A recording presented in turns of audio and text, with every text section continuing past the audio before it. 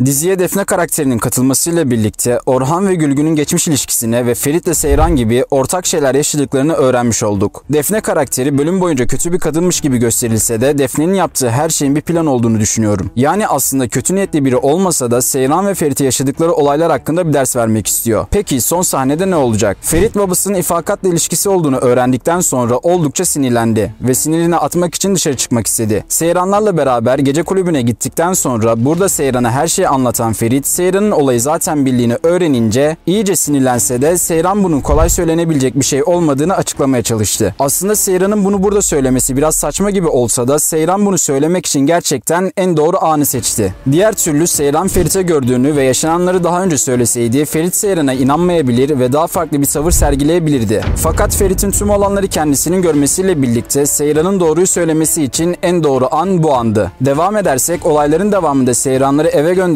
Ferit, Defne'nin babasıyla olan ilişkisini öğrenmeye çalıştı. Ve Defne'nin babası hakkında söyledikleri aslında Ferit'in biraz gururunun kırılmasına sebep oldu. Defne burada her ne kadar Ferit'e yeşil ışık yakmış veya onun çapkınlık anı düşmüş gibi davransa da kafasındaki plan muhtemelen çok daha farklıydı. Ferit Defne'nin evine gittiğinde Seyran içerideydi ve muhtemelen herkes Seyran'ın burada Ferit'e sinirleneceğini ve Ferit'in Defne ile birlikte olmak için oraya geldiğini düşünse de aslında olaylar çok daha farklı ilerleyecek gibi duruyor. Yani Defne aslında çok daha öncesinden Seyran'a Ferit'in evine geleceğini söylemişti. Ancak burada muhtemelen Seyran'a onu buradan alabilecek ve kafasını toparlayabilecek tek kişi sensin diyerek Ferit'in ne amaçla geldiğini söylemeyecek. Ve böylece Ferit de Defne'nin planına ayak uydurarak rol yapacak. Yani Seyran Ferit'in çok sarhoş ve kötü durumda olduğunu, bu yüzden Defne'nin kendisini çağırdığını düşünecek olsa da olayın gerçek sebebini Defne ve Ferit bilecek. Tabi Defne'nin bu davranışından sonra Ferit muhtemelen Defne'nin iyi biri olduğunu düşünecek ve Defne hakkında düşündüklerine ve söylediklerine karşılık mahcup olacak. Ancak yine de biliyorsunuz ki yeni bölümde yine yeni bir karakterle tanışacağız. Peki bu karakter kim? Efe karakteri muhtemelen Defne'nin yakın arkadaşı olarak diziye katılacak. 17. bölümde yurt dışından gelerek diziye katılacak olan Efe karakterini canlandıracak oyuncu ise Fırat Çelik olacak. Efe karakteri Yusuf'tan sonra Ferit'i en çok kıskandıracak kişi olacak gibi gözüküyor. Çünkü Ferit'e göre daha olgun ve yaşça büyük bir adam olduğundan dolayı Ferit asıl kıskançlık krizlerini ve pişmanlıklarını bu adamdan sonra yaşayacak gibi gözüküyor. Hatta Birsen Altuntaş'ın yaptığı habere göre Efe karakteri Defne ile arkadaş olduğundan dolayı dergi çekimlerinde Seyran'ı görecek ve Seyran'a bir iş teklifinde bulunacak.